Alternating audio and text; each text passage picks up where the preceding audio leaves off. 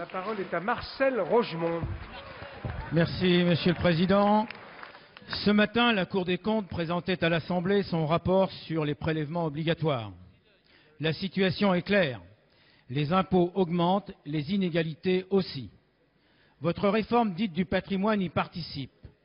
Aujourd'hui, vous supprimez pour 2013-2014 le bouclier fiscal, car il n'existe pas de bouclier fiscal en Allemagne. Pourtant, vous l'aviez créé, car en Allemagne, il y en avait un. À quel moment mentez-vous aux Français ? La réforme de l'impôt sur la fortune, à partir de 2011, elle, creuse les inégalités. 1 milliard d'impôts en moins pour les plus riches. Sans cesse, vous accroissez les inégalités. Aujourd'hui, les déclarations d'impôts arrivent et témoignent de cela. Le journal économique Les Échos en a fait la comparaison entre 2010 et 2011. Qu'en est-il ? Toute personne seule déclarant moins de 100 000 € de revenus voit son impôt augmenter. Par contre, au-dessus de 100 000 €, l'impôt baisse jusqu'à 3 380 € pour ceux qui déclarent 450 000 € et plus de revenus.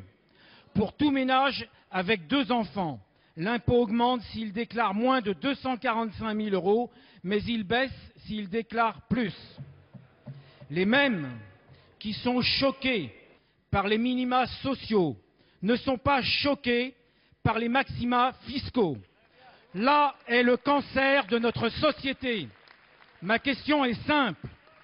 Quand allez-vous arrêter de favoriser les plus riches, faisant retomber les efforts sur les seules familles à revenus modestes ou moyens ? Monsieur le ministre du Budget et des Comptes publics.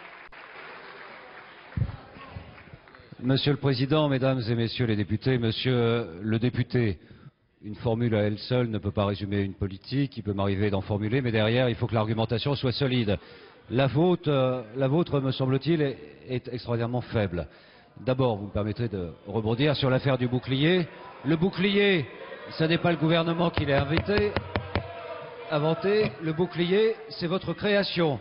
C'est Michel Rocard, aux affaires, dans un éclair de lucidité, qui s'est dit quand même, en recréant l'ISF, avec le taux marginal à 1,8, ça va devenir un peu spoliateur et nous allons mettre en place le plafonnement. Ensuite, le bouclier a évolué et nous sommes arrivés à une situation aujourd'hui qui nécessite d'être modifiée pour atteindre cet esprit de justice fiscale, de justice sociale et de compétitivité. S'agissant du Conseil des prélèvements obligatoires, c'est la deuxième erreur, me semble-t-il, que je me permets de pointer, peut-être pour nourrir votre réflexion et nous différencier.